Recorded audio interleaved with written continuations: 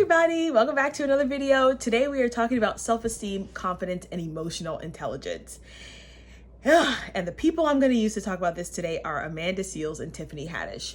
If you've been living under a rock, maybe you have not seen, but Tiffany Haddish was at New York Fashion Week and decided to interrupt a fashion show because Kathy Hilton and Paris Hilton egged her on to do so, which is an issue in and of itself. Anybody and everybody knows that the fashion show is something that is prized. It's something that is sacred. It's something that is personal to the fashion designers. And you don't just get up on stage and walk in the middle of their show, even if it's meant to be a joke, even if someone like Kathy Hilton tells you to. It's just not the appropriate or responsible thing to do. Nonetheless, Tiffany Haddish did so and then was interviewed afterwards, and she wasn't able to tell, but people were quite flustered and quite frustrated with her behavior. So what I want to talk about first is, how does this happen? Tiffany Haddish, like many people, are very, quote, they're loud with their confidence. I've made a video on girl bossing so many times where I have said, people who are that loud are not confident. Tiffany Haddish is often making outrageous jokes, saying outrageous things, saying outlandish things. And to me, it's sort of like anything to get attention, right? And a lot of people will say, well, she's just confident in herself. She doesn't need anybody to like her. She doesn't need anybody to approve of what she's saying. And I would say au contraire, because people who are confident do not find themselves in situations like Tiffany Haddish. Let me explain. In order to actually have true confidence and good self-esteem, you actually need emotional intelligence. What is emotional intelligence? Well, there's a big definition for it, but in essence, you're able to read the room. You're able to read the room with people, places, things, and ideas. You have social skills. You're able to determine when something is probably not the best idea and when it is. You're able to ascertain, okay, maybe this is a situation where I would offend designers, and so this is not the place to do this. Maybe if this was someone that I knew or the fashion show was over, I would have maybe thought twice about it. But Tiffany Haddish does not exhibit emotional intelligence. Emotional intelligence also says, when is the right time and place to say certain things? How is this going to be perceived? Now, some of us will say, well, she's just being real. Well, you could say that, but what if your real is not socially acceptable, and it's not acceptable in general? It's not good. And the reality is, people can say what they want, but the reality is we live in a society that has standards. We live in a society where perception matters.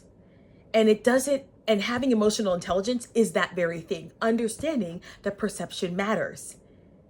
So if Tiffany Haddish indeed had a lot of confidence, she would have read the room and said, number one, she would have recognized that Paris Hilton and Kathy Hilton were not laughing with her, they were laughing at her. Tiffany Haddish is the butt of a lot of people's jokes, and that's one thing that I don't think she realizes. There's this thing that happens with people who are sort of like the outlandish one, where people will keep you around because you are fodder. You are their personal clown. And in essence, that is what happened with Tiffany Haddish at this show. She is their personal clown. And emotional intelligence would have said, okay, I'm reading the room here. I'm reading how this energy is coming towards me, and I'm reading how these people are feeling about me, and it's not good. They are not egging me on because this is a good idea. They're egging me on because they would never do it themselves. And when you do not have confidence, you are more willing to do things that people say because you are afraid of going against them. You are afraid of not being accepted. And what I've seen with Tiffany Haddish and actually Amanda Seales as well is that they are absolutely afraid of not being valued and not being seen and not being accepted. So that often causes them to act out in outlandish ways. That very thought that I may not be accepted, I may not be received, I may not be valued is a mark of low self-esteem and low confidence. Fight with your dirty draws, do not fight with me. Because people who are confident will never compromise their integrity or compromise their perception in society for the idea of being accepted. And that's exactly what Tiffany Haddish did. That's exactly what she did. She literally went into that runway show, let those ladies talk her into doing something that was absolutely abhorrent and should have never happened. And in the name of confidence, those women would have never done something like that themselves. They just wanted you to be the butt of the joke. And so when we talk about confidence, we talk about self-esteem, we have to understand the emotional intelligence piece of it, which is reading the room. Valuing yourself enough to say, I'm reading the room and this is a no for me. Because that is the essence of this problem that Tiffany is having. She will say outrageous things on buses on the way to Israel. She will say, oh, she's just being confident. No. She does not know how to read the room. She has the emotional intelligence of a 12-year-old. You know, when I was teaching, these kids would just blurt out things and not know when to say things and when not to say things. And listen, we all make mistakes in that era. Sometimes we say things that we shouldn't say. But this has become a pattern with Tiffany,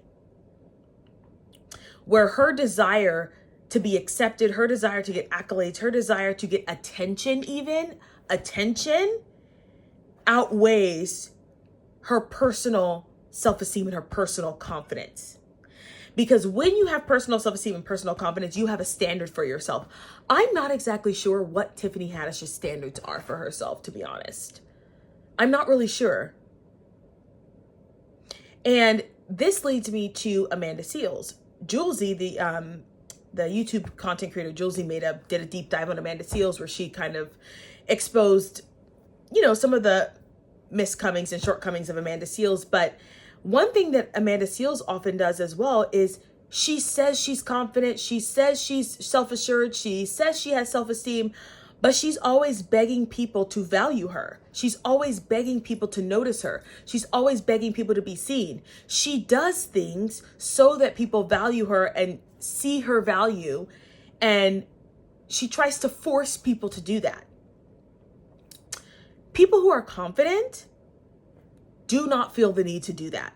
They simply show up to different tables. They simply don't go to certain venues. They simply don't engage with certain producers. They do not run around begging you to like them, begging you to see your faults, forcing you to see your faults. Confident people don't do that. They simply go, oh, you're not interested in what I bring to the table? Have a lovely day. It was a pleasure working with you. I will go somewhere else. The other thing that I want to bring up about self-esteem and confidence in relationship to emotional intelligence is that neither Amanda nor Tiffany have emotional intelligence, because they don't understand how to change the way that they say things to get the same point across. When you're confident, it's not, one thing that confident people always say is like, I shouldn't have to change who I am.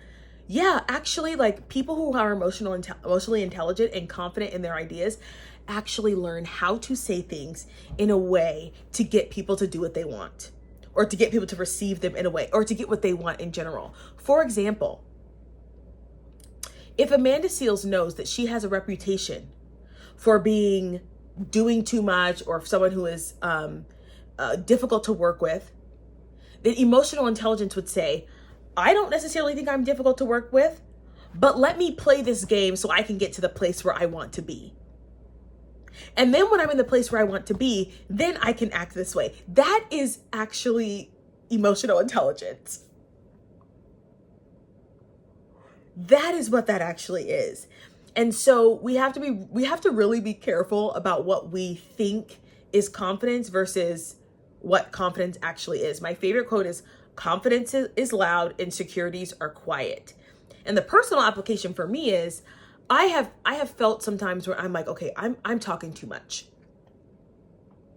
For me, I know, like, if I'm talking too much, if I'm proving myself too much, I'm feeling less confident.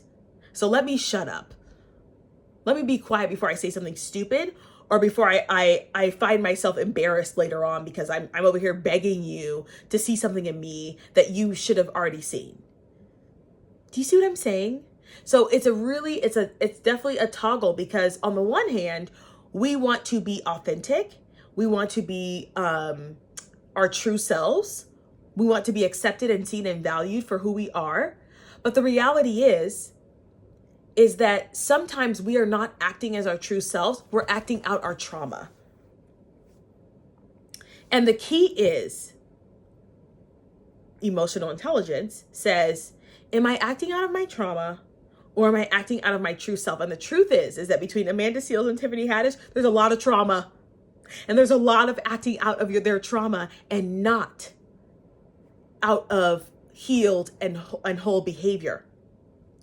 Because a healed and whole woman with confidence, who radiates self-assurance, who radiates that she has standards, would absolutely never let a Kathy Hilton or a Paris Hilton, of all people, tell me to disrupt a runway show.